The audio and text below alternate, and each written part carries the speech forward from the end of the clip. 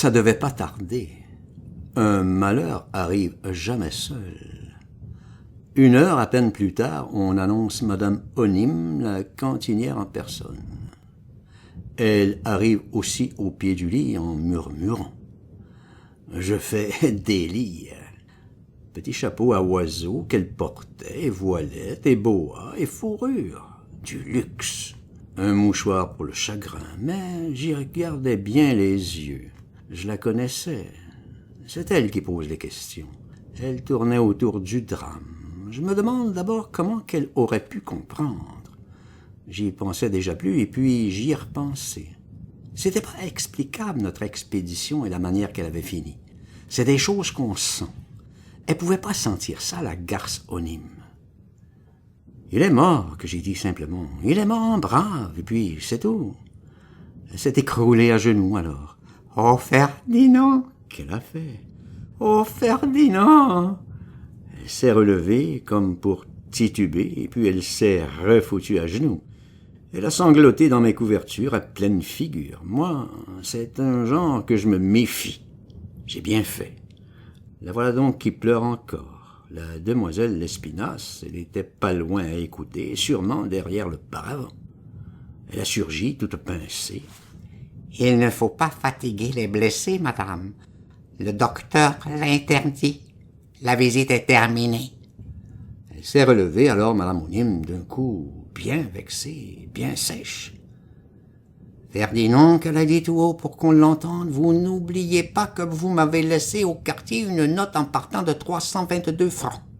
Quand comptez-vous me la régler? »« Je ne sais pas, madame. Ici, je ne touche rien. »« Ah, vous ne touchez rien. Eh bien, j'écrirai une fois de plus à vos parents. J'avais pourtant votre parole d'honneur, il me semble, que vous ne feriez plus de dette à la cantine. » C'était pour me déprécier qu'elle disait ça dans l'esprit de la Lespinasse. D'ailleurs, elle ajoute. Il me semble les avoir rencontrés, vos parents, en venant. Je vais les retrouver à la gare, peut-être. Dardard, la voilà qui fout son camp en trompe dans l'escalier. Je compte jusqu'à 100, et puis 200. À peine un quart d'heure plus tard, c'est mon père qui revient, tout époumoné, bouleversé. « Comment, Ferdinand, tu ne nous avais pas dit cela? Voilà encore une tuile qui nous tombe. La cantinière qui nous réclame une dette sur le quai même de la gare. Une dette que tu lui dois depuis ton départ du campement. Nous qui, durant toute une vie de pure perte, avons assuré ton existence au prix de quelle privation, tu le sais mieux que personne. Tu ne nous réserves que des hontes. Mais 300 francs, par les temps qui courent, il va falloir emprunter, que sais-je, nous saigner aux 4 membres, que ta mère engage encore ses boucles d'oreilles. J'ai prévu de rembourser ta dette dans les 8 jours. Je suis un homme d'honneur, moi. Y songes-tu, Ferdinand? Mais c'est la guerre en ce moment, y penses-tu? Toutes nos affaires sont absolument anéanties, et tu sais quel mal nous avons. Je ne sais même pas si je garderai ma place à la coccinelle.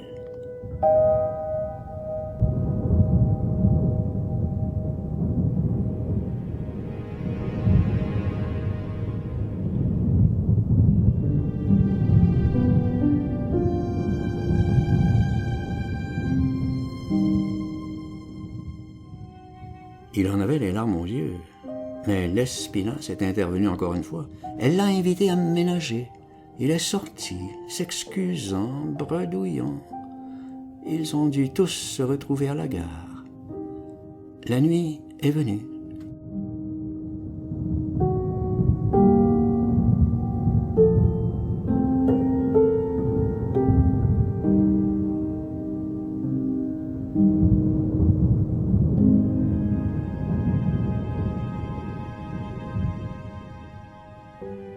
Ça devait être vers les 11 heures du même soir que Lespinasse s'est dérangé exprès pour me prévenir que le lendemain, je serais transféré en salle commune avec les autres à cause d'arrivage d'autres blessés. Hier, j'allais réellement bien mieux, et patati et patata, mais qu'elle croyait que j'avais encore besoin d'un sondage. C'était pas le moment de rouscailler et de faire l'esprit fort. Je connaissais l'amusement. Elle prenait la plus grosse boule de sonde dans la série. Ça raclait. Elle était toute seule pour me le faire. Si je refusais, je me disais d'instinct que mon compte était alors salement bon. Je me doutais qu'il y avait quelque chose sûrement de tout près derrière. Le truc durait bien 10 minutes. J'en pleurais alors pour de bon, et pas au sentiment. Bien, le lendemain matin, on me transporte dans la salle Saint-Gonzef. J'étais comme lit entre Bébert et le zouave Oscar. De ce dernier, je parle pas parce qu'il n'a pas arrêté de faire ses besoins par sa sonde pendant les 3 semaines qu'il était à côté de moi. Il parlait pas d'autre chose. La dysenterie qu'il tenait du haut en bas et une blessure de l'intestin. Son bide, c'était comme une cuve à confiture. Quand ça fermentait trop, ça débordait par la sonde jusqu'au dessous du lit. Alors il disait « Ça fait du bien ». Il souriait à tous. Risette. « Ça fait du bien », qu'il dit encore. Il en était plein. Il est mort finalement en risette. Mais Bébert à droite, c'était une autre affaire. De Paris qu'il venait comme moi, mais lui du 70e, du bastion Porte-Brancion. Il m'a tout de suite ouvert des horizons. Quand je lui ai raconté ma vie, il l'a trouvé difficile. « Moi, j'ai choisi », qu'il me dit. « J'ai que 19 ans et demi, mais je suis marié. J'ai choisi. » J'avais pas compris tout de suite, mais moi, il m'émerveillait. Je croyais que je savais un peu nager, mais lui, alors, il était suprême. Pour l'instant, il était blessé au pied, à l'orteil gauche exactement. Une bonne balle. Il avait tout repéré dans le jeu de l'Espinasse. Et bien pire. Je t'en ferai connaître de cette gonzesse-là que t'imaginerais pas tout seul. Il me redonnait le goût d'être curieux, Bébert. C'est bon signe. Tout de même, le bras, ça pouvait encore se supporter depuis que Méconné m'avait opéré.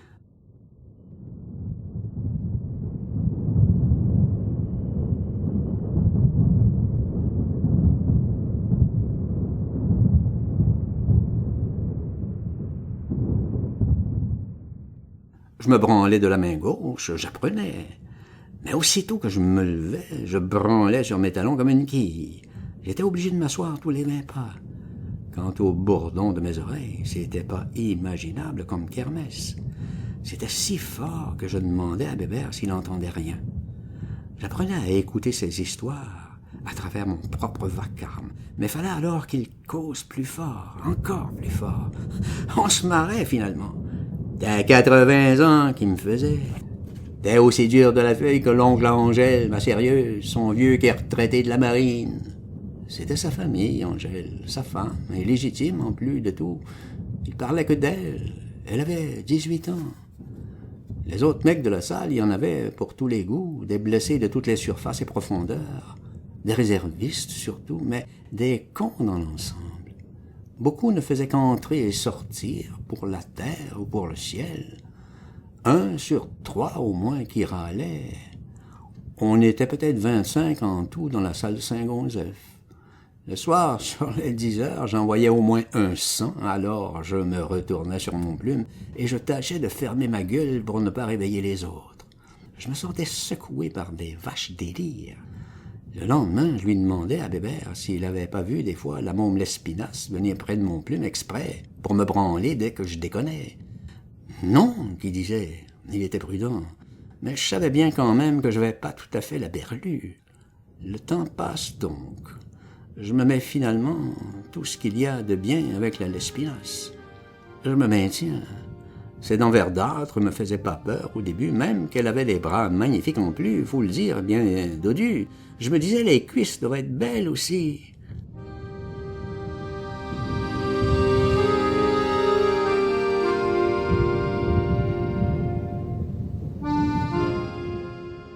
Je l'enculerais. Je me forçais à m'exciter. Un moment, j'ai moins déliré, même le soir. Elle profitait que le gaz était en veilleuse pour venir me dire bonsoir à moi tout seul. C'était dit gentiment. Elle passait pas la main sous les couilles et pourtant je m'y attendais. Ça devenait poétique. Le cœur était pris. Même Bébert, il l'a remarqué.